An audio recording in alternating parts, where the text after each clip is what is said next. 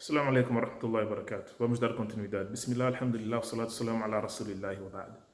Então, dando continuidade, ela fica grávida e ela saiu da cidade.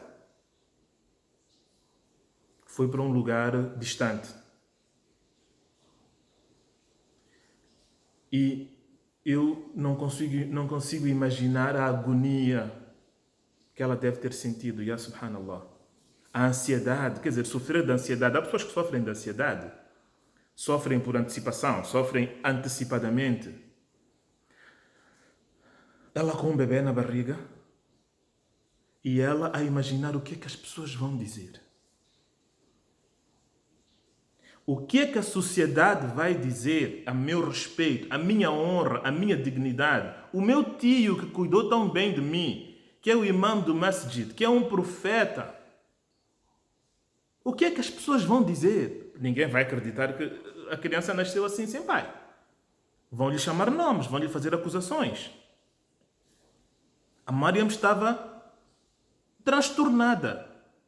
E nós vemos que ela estava transtornada porque Allah subhanahu wa ta'ala diz no Coran: فَأَجَاءَهَا الْمَخَاضُ. Quando ela sentiu as dores, ela agarrou-se no tronco de uma palmeira. E depois ela disse: Ya leitani mittu qabla hadha wa kuntu nasiyan mansiya. Palavras profundas. Ela disse: ai de mim, quem me dera que eu tivesse morrido antes disto acontecer comigo. Ya leitani mittu qabla hadha. Isto dá-nos a entender o nível de transtorno que ela estava a passar. Ela queria morrer. E nós conhecemos pessoas que passam por dificuldades na vida. Passam por testes muito pesados, terríveis. Acontecem coisas terríveis na vida deles. Mas isto, meus irmãos, não quer dizer que Allah não está satisfeito conosco. Isto não quer dizer que Allah nos abandonou. Isto não quer dizer que Allah subhanahu wa ta'ala tem algo contra nós. Não. Enquanto nós estivermos a seguir o din da forma correta, quando as coisas aparentemente más nos acontecem, nós devemos ter paciência. Nós devemos fazer dua. E por falar em dua, quanto dua a Maryam não deve ter feito para Allah subhanahu wa ta'ala lhe livrar desse teste? Isso é um teste muito pesado para uma menina daquelas que cresceu dentro do masjid, que nem sequer sabia o que é a vida lá fora. Subhanallah. Nunca foi encostada por um homem.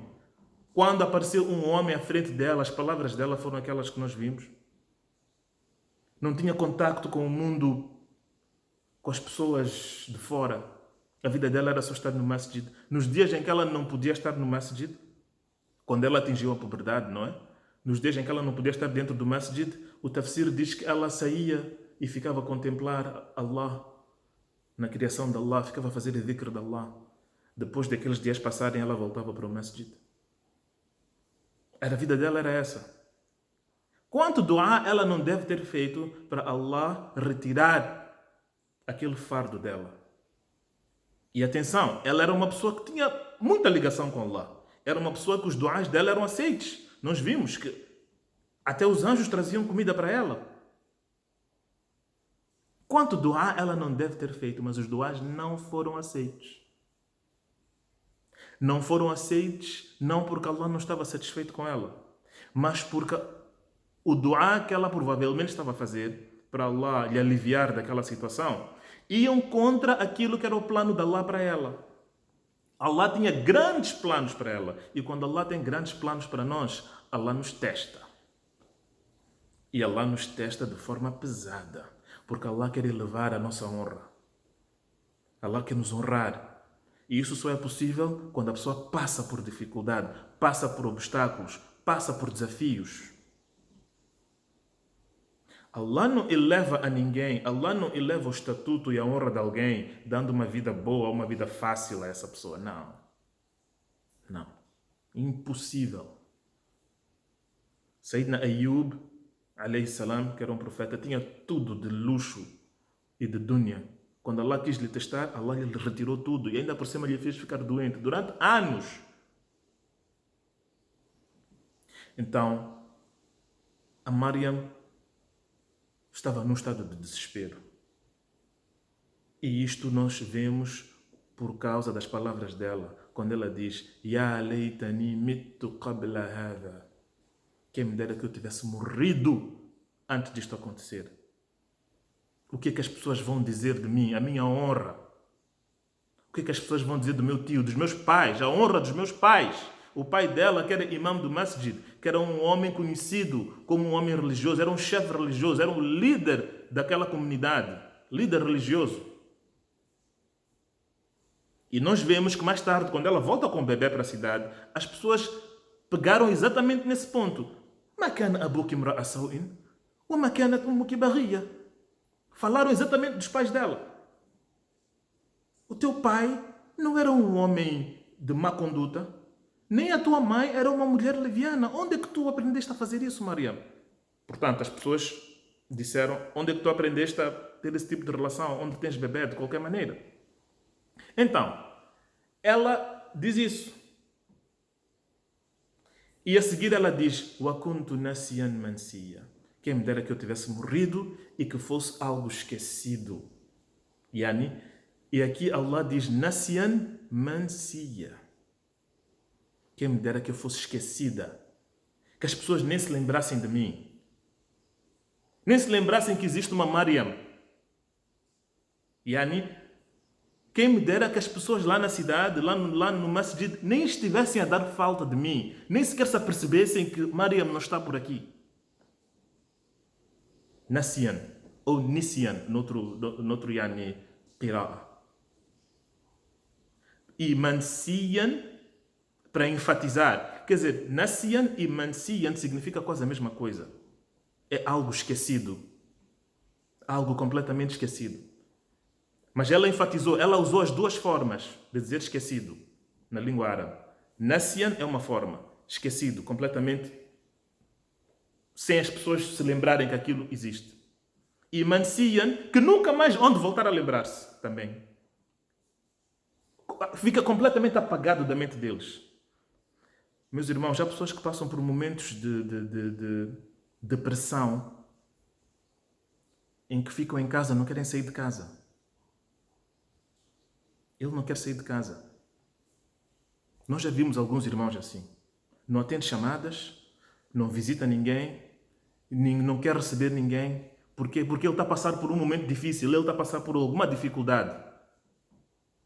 Só fica em casa, não quer falar com ninguém, às vezes nem toma banho durante aqueles dias. Tu tentas falar com aquele irmão, as chamadas ele não atende, qualquer chamada para ele é um incômodo, ele vê a chamada no telefone dele, não atende. Por quê? Por causa de dificuldades que estão-lhe a pesar a cabeça.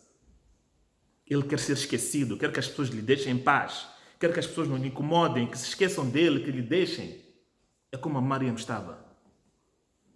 O nível de transtorno, o nível de depressão, dela saber que eu vou ter um bebê. O que é que eu vou dizer? Ya subhanallah. Meus irmãos, às vezes Allah subhanahu wa ta'ala nos faz passar por dificuldades. E essas dificuldades, conforme eu disse, é para nos honrar. É porque Ele nos ama. É porque Ele quer nos ver a fazer du'a. E nós fazermos du'a e o nosso du'a não ser aceito, não significa que Allah não está satisfeito conosco. Porque Allah tem um plano. E às vezes aquela dificuldade faz parte do plano de Allah. Nós temos que passar por aquilo. E vemos o resultado bom mais tarde. Às vezes 5, 7, 10, 20 anos mais tarde é que a gente vê. Vemos que Allah realmente fez uma coisa boa comigo. E no caso da Maryam, e noutros casos, às vezes Allah quer te dar algo bom, não no dunya, mas no akhira. Vejam o estatuto que a Maryam teve por causa desta dificuldade que ela passou. O estatuto que ela atingiu. O grau mais alto da perfeição humana que a Maryam atingiu. Não só a Maryam, são 4 mulheres que atingiram o grau mais alto da perfeição. A Khadija é uma delas, radiyallahu anha. Ya subhanallah. Às vezes Allah nos faz passar por dificuldades também. E o benefício do resultado dessa dificuldade, às vezes não é para nós. Às vezes é para outras pessoas. Às vezes a dificuldade que nós estamos a passar é para abrir as portas do bem para outros. E Allah vai nos recompensar depois da nossa morte no Akhirah, inshallah. Às vezes nem nós vemos o resultado, o benefício de termos passado por aquele período de dificuldade. Mas aquela situação traz benefícios a outras pessoas. E nós vemos isto no próprio Corão. Porque Allah disse: وَلِنَجْعَلَهُ آيَةً لِلنَّاسِ وَرَحْمَةً مِنَّا. Quando o anjo disse a ela que vais ter um filho, ele disse, Allah diz, قَالَ رَبُّكِ هُوَ عَلَيَّ هَيِّنٌ. O anjo disse a ela, o teu Senhor informa-te que dar-te um filho sem intervenção masculina é muito fácil para ele. E também informa que este teu filho será um ayah para as pessoas. Será um milagre, será um marco. Será um ayah, será um milagre ambulante para as pessoas verem. Para quê? Para facilitar as pessoas a acreditarem nele. Ele é profeta, Sayyidina Isa alayhi salam. E ele foi o último profeta que Allah enviou para Bani Israel. E Bani Israel estava num estado tal de desvio, estavam tão desviados, que precisavam de um profeta sem disputa. Porque, atenção, Bani Israel já matou profetas no passado. Ok? Já desobedeceram a profetas, claramente, abertamente. Nós vemos no Corão com a Sayyidina Musa. Eles desobedeciam, às vezes, diretamente.